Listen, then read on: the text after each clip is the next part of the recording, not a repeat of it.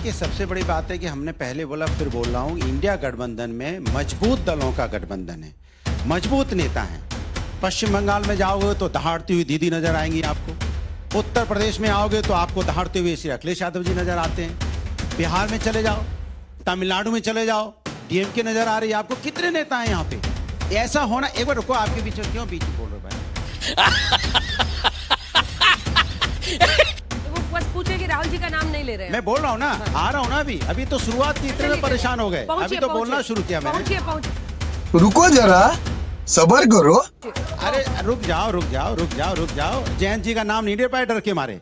RLD के नेता हैं, बीजेपी का नाम ले रहे हैं, लेकिन जयंत जी का नाम नहीं ले पाए, इतना डर है इनको बीजेपी से। हमें सिखाने आए हैं। अच्छा सुनिए, आप सुन लो, अरे मैं बना लूंगा। आरएलडी की जरूरत, आपकी जरूरत नहीं है, बीजेपी की सहयोगी की जरूरत नहीं है, हमें बनाना है, हम बना लेंगे प्रधानमंत्री अखिलेश यादव जी को। आपकी जरूरत नहीं है हमें भारतीय जनता पार्टी के सहयोग की। कमाल है, बिना बुलाए आ गए मेहमान, बोले हम सहयोग देंगे। चाहिए किसको? हम तो चलिए शुरू करते हैं। एक्शन।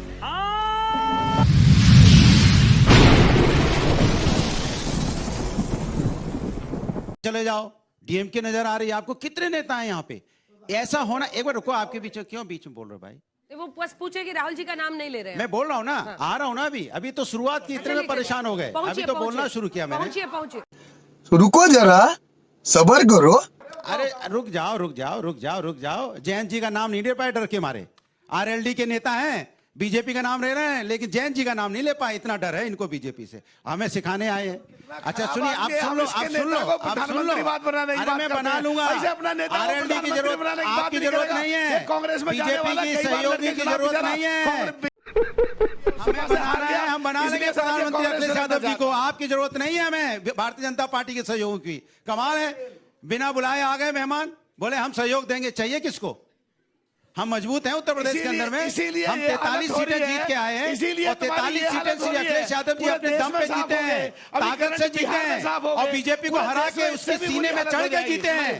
क्या बात है सर, क्या बात है सर, क्या बात, ये बात है, कमाल की बात कर रहे हो। जल्दी बीजेपी के सीने में चढ़ के 43 सीटें जीत के आए हैं। अरे चुप रहो यार, अगर क्या फालतू बात कर रहे हो यार। मैं आपके बीच में नहीं बोला, ये ऐसे डिबेट करोगे तो मैं पहले आपके बीच में बोल लेता। भदौरिया जी, मैंने कहा सुनिए ना, अब बात करने दो, बात करने दो ना, जल्दी से बात करने दो ना।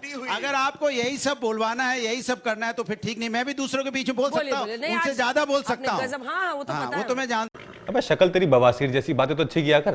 हूँ, तुम्हारा पुराना काम है। अरे फिर वही बात। मालूक जी प्लीज।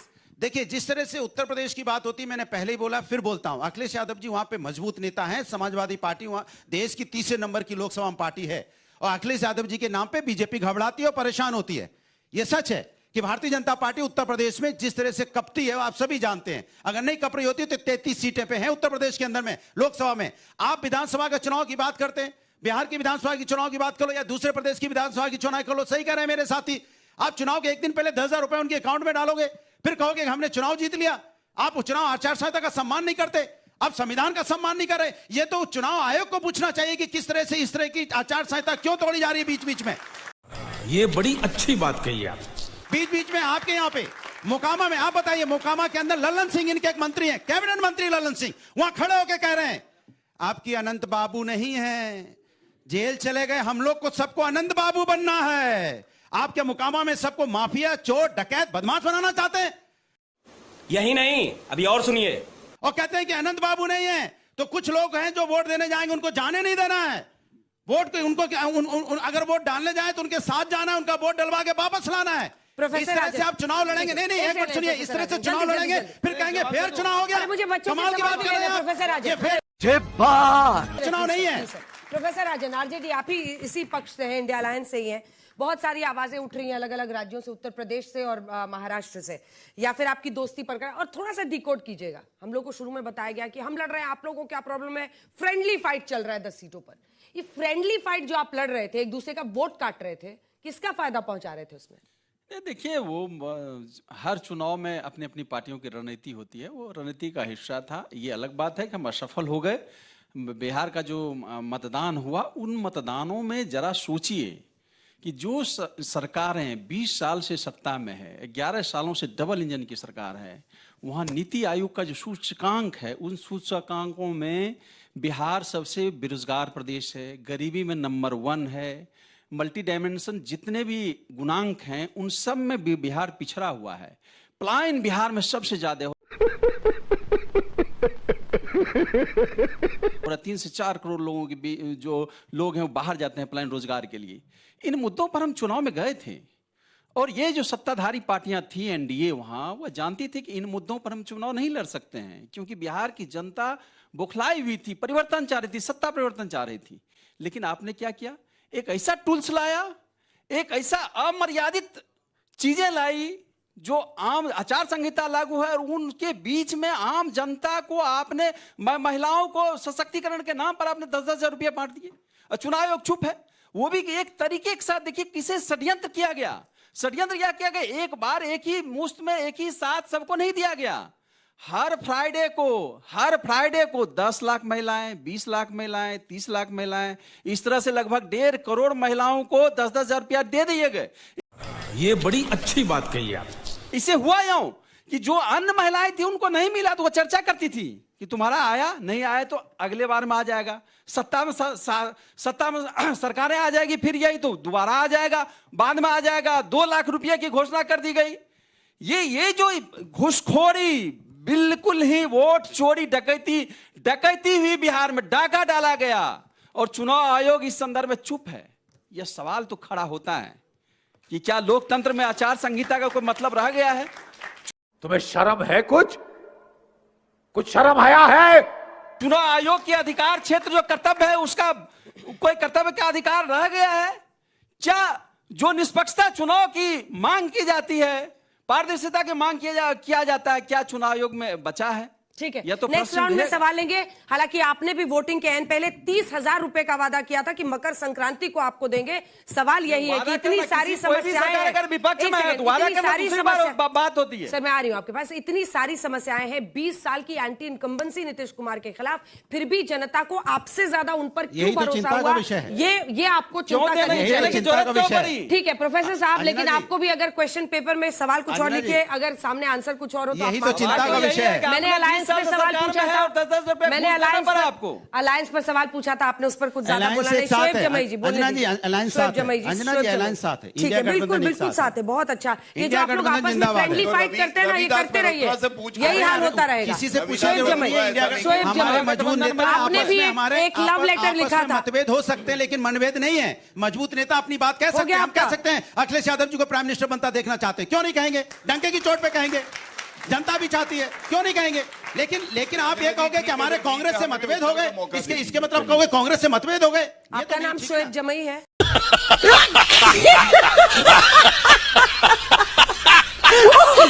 अगर नहीं है तो चुप हो जाइए। शोएब जमई नहीं है। 5 टिकटें, और आप लोगों ने भी एक लव लेटर लिखा था कि हमें भी महागठबंधन में शामिल कीजिए, जो इन्होंने नहीं स्वीकारा था। अब खुश हैं इस बात पर कि नहीं शामिल हुए या दुखी हैं? अंजना जी बहुत बहुत शुक्रिया। देखिए आज नीतीश कुमार जी ने मुख्यमंत्री पद की शपथ ली है।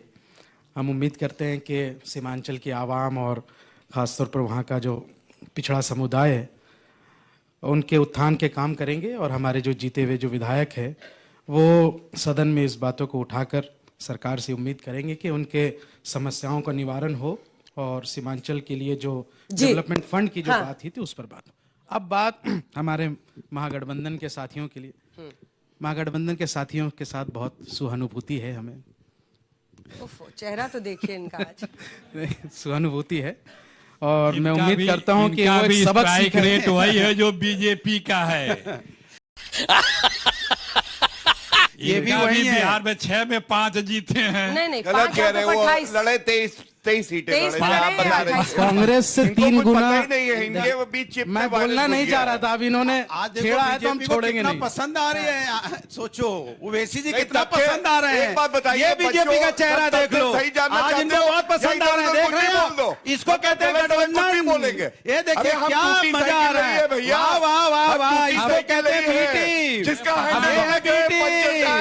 पोल खुल गई, बड़ा मजा आ रहा है। भदौरिया जी ड्रामा बंद कीजिए। बोलिए चलन कुछ भी बोल दो आके क्या सही बोल रहा हूँ? प्लीज लेट हिम कंप्लीट ये सारे ये let him complete let him complete ये सर। सारे मिल गए। अभी कांग्रेस के प्रवक्ता ने जो कुछ कहा है मैं जवाब देना चाहूंगा कि नहीं, आपके ऐसे दिन आ गए कि कांग्रेस को वोट कटवा कहने लगे आप। देखिए इनका एक ही एमआईएम का पार्टी स्ट्राइक ने- रेट बिहार में कांग्रेस से 3 गुना ज्यादा है। कितने सांसद है ये आपको पता है? आपका एक सांसद है। नहीं, मैं बिहार की 2 बात से कर रहा 1 हूं। बिहार के संदर्भ में बात कर रहा हूँ, ठीक है ना। अब देखिए वहां बिहार में ही हुआ कि साहनी जी पूरा कुर्ता पैजामा एकदम किरिच तैयार करके रखे थे, शेरवानी भी सिलवा के रखे थे कि एकदम उप मुख्यमंत्री तो बन ही जाना है, ठीक है ना। तैयारी करने के लिए किए, कह रहे दुल्हन कोई और ले गई। दूल्हे भाई जो है ले गए। तो अब मैं ये कहना चाहूंगा कि ये आप खुश हैं? इंडिया गठबंधन सरकार वहां नहीं बनी। वोट डकैती नहीं, आप खुश हैं नहीं है? अरे तो उन्होंने तो चिट्ठी लिखी थी ना। अरे उनसे क्यों लड़ रहे हैं? चिट्ठी लिखी थी, शामिल नहीं किया। मैं इतना हाँ तो आप दुखी हूं। यहाँ जाइए, मैं चली जाती हूँ। एंकर बन जाइए, की सरकार बनने पे मुस्कुराहट देखिए। आ जाइए, हमें चली जाती हूँ। आप ही कर लीजिए, चुप रहिए फिर। मैं इतना दुखी था कि मैं 2 दिन कुछ खाया पिया नहीं। झूठ बोल रहा है। बहुत दुखी थे हम। वजन तो बढ़ गया, मैं दिन भर कुछ नहीं खाया। हंसी बंद नहीं हो रही है। भाई आप इतना दुख हुए, लेकिन चिंता मत कीजिए, उत्तर प्रदेश भी आ रहे हैं। सलाम वालेकुम। हाँ, बहुत ज्यादा उत्तर प्रदेश में आपकी कोई जगह नहीं है। उत्तर एक आध प्रदेश बार- भी आएंगे। एक आध बार लह देखिए, गया है तो इसलिए नहीं कि अरे लह गया, सुन इसको लीजिए। लह गया अरे बोलते सुन हैं। लीजिए प्रभु, सुन।